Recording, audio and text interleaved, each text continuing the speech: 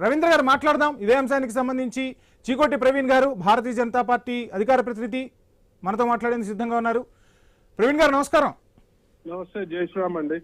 ఏంటి మొత్తంగా విజయ్ తీసుకున్న నిర్ణయం ఏదైతే ఉందో ఇప్పుడు దేశవ్యాప్తంగా కూడా ఆ నిర్ణయంపై చర్చ సాగుతోంది. భారతీయ జనతా పార్టీ పాలిత రాష్ట్రాల్లో కూడా ఆ నిర్ణయం అమలు చేయబోతున్నారా?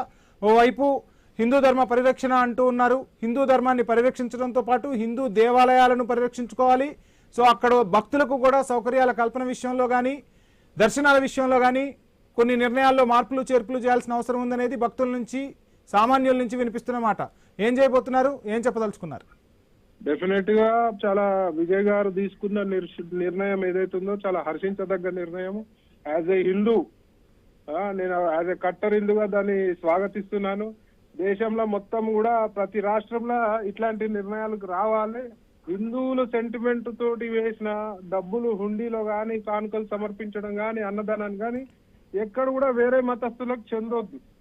ఎందుకంటే మేము సెంటిమెంట్ తోటి వేసే డబ్బులు మా దేవుడి గురించి, మా గుడ్ల గురించి, మా గోవు గురించి, మా సనాతన ధర్మం గురించి వేసిన డబ్బులు వేరే మతాలకి వెళ్లే ప్రసక్తే లేదు. చాలా మంది ముడుపులు కట్టి కూడా వేస్తారు కదా.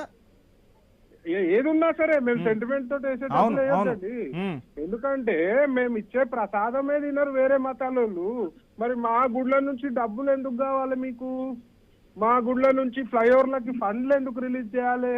మా గుడ్ల నుంచి డబ్బులు వేరే సంక్షేమానికి వాడాల్సిన అవసరమే లేదు. మా గుడిల అభివృద్ధి, సనాతన ధర్మం అభివృద్ధి ముఖ్యంగా.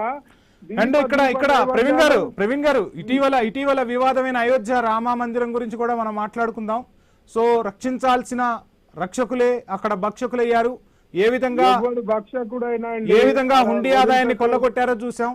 సో ఏంటి అంటే నేనేం చెప్తున్నా అంటే ఇప్పుడు అన్ని మతాలలో మూర్ఖులు ఉంటారు, దొంగలు ఉంటారు, లఫుడ్గాన్లు ఉంటారు. ఎవరైతే అట్లా చేసిరో దేవుడి సొమ్ము తిన్నారో వాళ్ళని వదిలిపెట్టే సమస్యనే లేదు. అందులో బీజేపీ వదలదు. ఎక్కడ కూడా స్కామ్లకే అవకాశం ఇయ్యదు. ఎక్కడన్నా జరుగుతాయి దానిపై డెఫినెట్ గా డబ్బులు రికవరీ అవుతాయి. సెకండరీ వాటిపై కఠిన చర్యలు ఉంటాయి, మామూలు చర్యలు ఉండవు. అందులో ఇట్లాంటివి కూడా ఉపేక్షించే పరిస్థితే ఉండదు. సో తెలంగాణకు సంబంధించి యాదాద్రి ఆలయానికి సంబంధించి కూడా చర్చ జరుగుతుంది. సో అక్కడ ఇంతకుముందు 2000 కాటేజీలు ఉంటే ఇప్పుడు 400 నుంచి 500 కాటేజీలు ఉన్నాయి. వచ్చిన నిధులతో భక్తులకు సౌకర్యాలు కల్పించాలి. సో ఆ దిశగా ప్రభుత్వాలు అడుగులు వేస్తున్నాయా? భారతీయ జనతా పార్టీ ఏం చేయబోతుంది ఈ విషయంలో? ఏదున్నా భక్తులకు ఇబ్బంది కలగకుండా, ప్రసిద్ధి చెందిన దేవాలయాలలో భక్తులకు ఇబ్బంది కాకుండా చూసుకోవాల్సిన బాధ్యత రాష్ట్ర ప్రభుత్వాలది, సంబంధించిన దేవాదాయ శాఖది.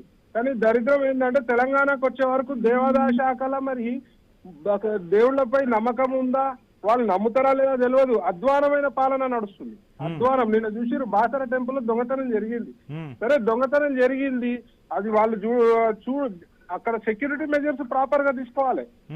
అంత పెద్ద టెంపుల్ లా మీరు 6 మంది 7 మంది హోంగార్డులను పెట్టి మరి వాళ్ళు విధులు కరెక్ట్ గా చేస్తున్నారా, నిద్రపోయిరా ఏమో తెలియదు. అంత పెద్ద టెంపుల్ కాంప్లెక్స్ లా ఎంతమంది ఉండాలి? చాలా మంది ఉండాలి. దానిపై కూడా ఎవరు మాట్లాడే పరిస్థితిలో లేరు.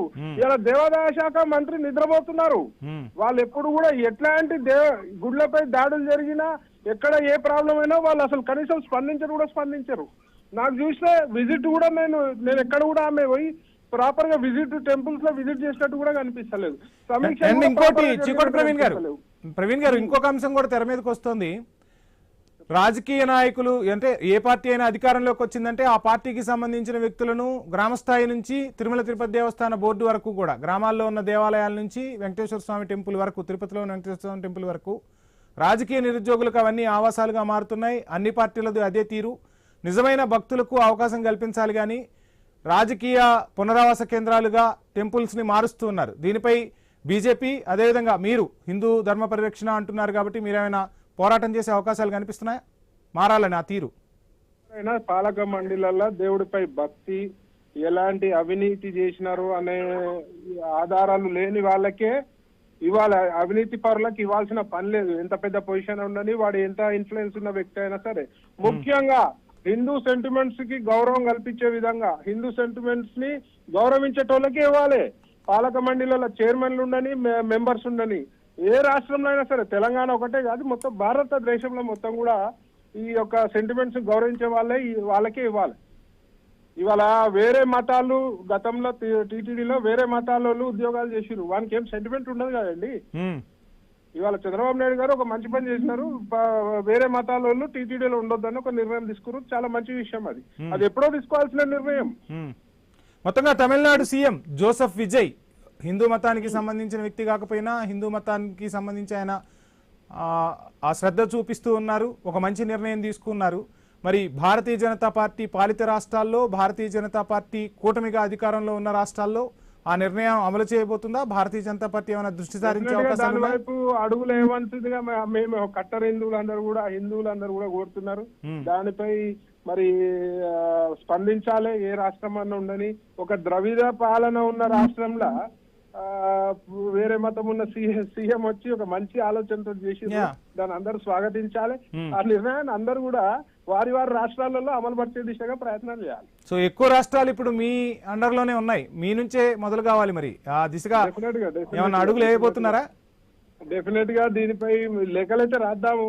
సెంట్రల్ డెఫినెట్ గా పట్టించుకుంటది. ఎందుకంటే ఇప్పుడు బీజేపీ ఎవరి మనోభావాలను కిర్చపరచకుండానే అన్ని మతాలకి ప్రయారిటీ ఇస్తూ ముందుకు సాగుతుంది.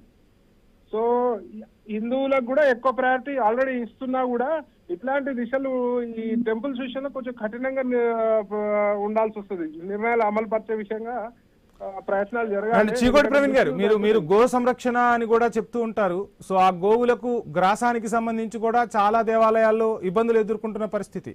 సో ఈ నిధులను అటు మళ్లిస్తే హిందూ భక్తులకు కానీ హిందూ ధర్మ పరిరక్షకులకు కానీ ఏమి ఇబ్బంది లేదు. అటు వెళ్లకుండా, అంటే ఎక్కడైతే అవసరం ఉందో అక్కడికి వెళ్లకుండా వాళ్ళకి ఎక్కడ అవసరమో అటువైపు నిధులు మళ్లిస్తున్నారన్న ఆరోపణలు గుప్పుమంటున్నాయి. దీనిపై ఏమైనా పోరాటం చేయబోతున్నారా? డెఫినెట్ గా తెలంగాణ కాంగ్రెస్ పాలిత రాష్ట్రాలల్లో హిందువుల సొమ్ములు, హిందువుల డబ్బులు, నిధులు దారిని మరణిస్తున్నారు. అది కన్ఫామ్ గా నిజంగా అది జరుగుతుంది. సో నేను దాని గురించే చెప్తున్నా. ప్రతి చోట మేము అదే ఫైట్ చేస్తున్నాము. హిందువుల టెంపుల్స్ నిధులు హిందువులకి, గోవులకి ఎన్నో వేల గుళ్ళు ఉన్నాయండి. దీప నైవేద్యాలు అందుకోని గుళ్ళు చాలా ఉన్నాయి, తెలంగాణలో కూడా ఉన్నాయి. ఆ గుళ్ళ డెవలప్మెంట్ కి వాడమంటున్నా. ఇప్పుడు యాదాద్రిలో వచ్చిన ఎక్స్ట్రా ఫండ్స్ ఏమేమి ఉన్నాయో గుడికి సంబంధించిన ఫండ్స్, చిన్న చిన్న గుళ్ళు చాలా గుళ్ళు ఉన్నాయి, ప్రాచీనమైన గుళ్ళు, వాళ్ళు వేల సంవత్సరాల చరిత్ర కలిగిన గుళ్ళు ఉన్నాయి, వాటికి పెట్టమని చెప్తున్నా, డిమాండ్ చేస్తున్నా నేను. Right sir, thank you Chikoti Praveen గారు.